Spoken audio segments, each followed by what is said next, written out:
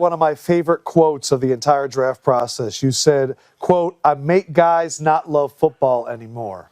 What does it feel like to see the love of football leave someone's eyes? It feels great, you know. He got me ready to go. Bro, I want to play right now. Let's go. Yeah, he got me hyped. I ain't gonna lie. All right. Play after play, quarter after quarter. Hey, man. Welcome to the team.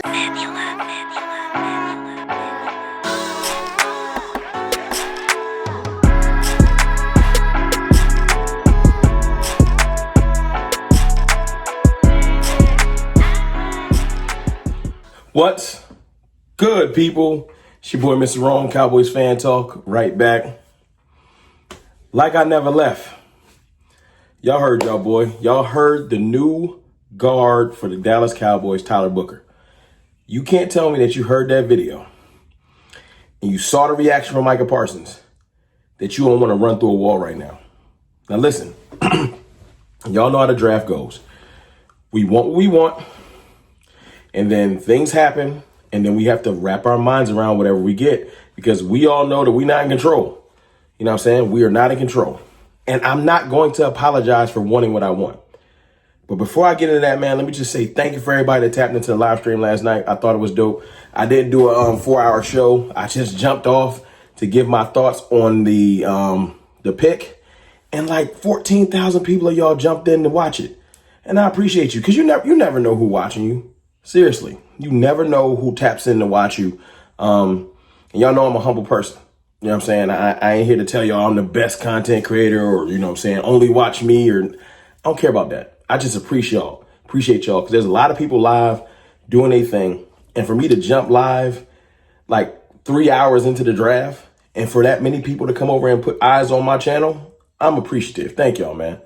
I'm just trying to give y'all content the best I can, the best I know how, and as real as I can because I know y'all ain't like my reaction last night.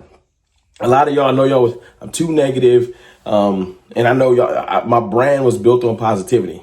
But it's years of getting beat down by some of y'all and, you know, by outside forces where sometimes you kind of, you get kind of mentally strained, stressed out, you know what I'm saying, and frustrated with the fact that you feel like you're doing the same things over and over again, and you want the team to do something different. So Tyler Booker seems like the same thing over and over again, but it makes sense. I have been saying this since I started doing content. I don't want to be right. I'm actually not right a lot of times. I want the Cowboys to get it right. And Tyler Booker looks to be getting it right. Shout out to my brother, Boss Cowboy. Shout out to Loose Takes. Shout out to Voch Lombardi. I'm actually text Voch yesterday about this. All of them did phenomenal work, especially Boss and Lou, because they were standing on a chair and beating their chest. We need to take Tyler Booker. They did breakdown after breakdown and thought process after thought process, and they was right. So it's a lot of us that kind of owed him an apology because a lot of us were saying, not me necessarily, I wanted a weapon, but a lot of people were saying, yo, y'all sound crazy. Why would we do that? You know what I'm saying? I just feel like you should be as loud in your praise as you are in your hate or in your disrespect or whatever you want to call it.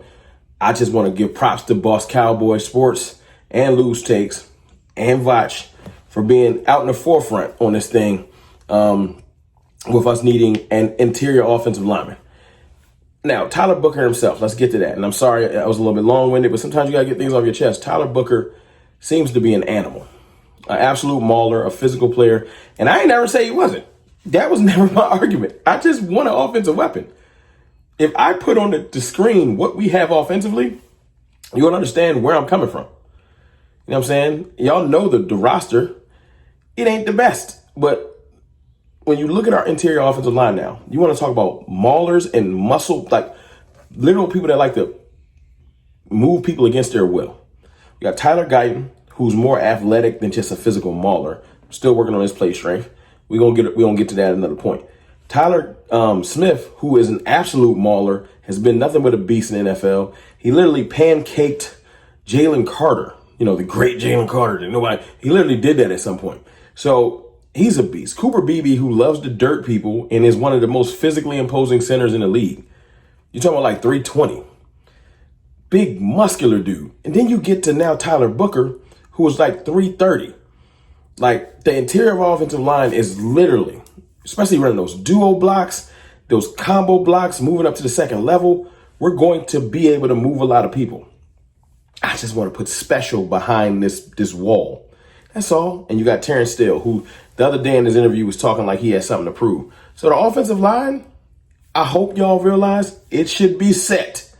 We'll go back to arguing offensive line next year because I'm sure y'all will be back to replace Terrence Steele or Tyler Guyton.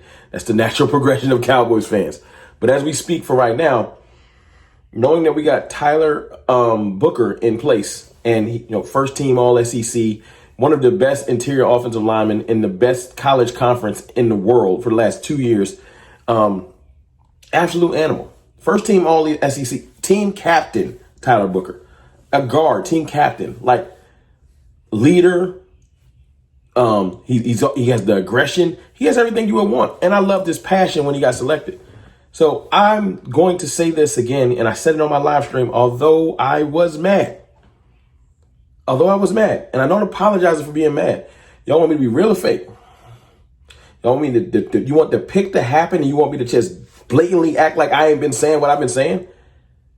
That's scary. If you can see someone be devout and standing on one thing for months and then something else happen and then there's no emotion, they just flip-flop course instantly, that's scary. And it's not real. What you saw last night was real emotion. Let me at least be angry for a minute. I'll get back to normal. But yeah, I was mad. And it's okay. You know what I'm saying? I don't apologize for being mad. You know what I'm saying? But I'm okay with admitting I was wrong. And I was wrong. I shouldn't have got that mad. But I'm a fan. Cowboys fan talk. Cowboys fan talk. I'm a huge Cowboys fan. It ain't a secret. So yeah, I got mad because I wanted a weapon. Now, and the biggest thing I got mad about yesterday was not that Tyler Booker's not going to be a phenomenal pick. It's the fact that I don't have faith that the Cowboys are going to close the gap in the next couple of rounds or go trade or get someone else. Because their past has shown me that they're going to try to force me to like Jalen Tolbert and Jonathan Mingo. And maybe those guys do pan out, but it's a lot of pressure and what if with that situation. I want some more definitive. That's all. I want definitive weapons. So today I hope they go get like Junkins and I hope they get like a Jack Besh or something like that as a receiver. And I'll feel a little bit better. But we will see, because I feel like they're going to go get a corner and a D tackle, and we're just going to have to deal with what we deal with. But that's another conversation for another day. This is about Tyler Booker. Tyler Booker, man, welcome to the team. Again, for anybody that you super negative on, I apologize for hurting your feelings with my anger. It's this thing called my YouTube channel where I put a lot of effort in this thing, but it is a platform that I can use to speak my mind. My mind was angry at the pick. I'm sorry that you were offended. Whoever, this can apply to whoever. And if you don't like it, it's okay. As people love to tell you, there's so many people out here that, you can go watch if you hate CFT so much. But if you like people that keep it real, you know what I'm saying, and can show you different sides of their emotions because we're human, and you understand that sometimes you're not going to like stuff. The irony is, check this out. This is the magical thing about being a human, right? You know how you don't like how I act? That's the same thing with me not liking how the Jones act. Wow, that's crazy. So you can come into my comments and kind of dictate and want me to do different things and want me to act a certain way according to your standards. But I am not allowed to do the same with the owners of my team. Because what? I'm just saying. Everybody always has opinions and ideas and things like that. It just depends on who's your audience. Who are you talking to? I'm yelling at the Jones family. They might not be listening. A lot of you are yelling at me. I might not be listening. Ain't that crazy? It be like that sometimes. It's cool. Woosah, and realize that ain't none of us in control of the Cowboys. All we can do is yell at them, yell at each other, and hope that things come together like we want, which is winning games and hopefully playoff games, Super Bowls, et cetera, et cetera. Anyway, I'm off my diatribe. Thank you for coming to my Rome Talks. I'm not mad about the pick. I'm more mad about the placement of it. I'm not saying we didn't need offensive line. I just wanted a premium weapon in place of it. There are still plenty of premium weapons in the second round. Let's hope that we get one. And then maybe we can add another one in free agency because I don't think we're getting two. I ain't going to get greedy. I'm not going to get greedy. And then we just go from there, man. But it's your boy, Mr. Rome, man. I love y'all and I appreciate y'all. Even if y'all don't love me or appreciate me, I'll holla.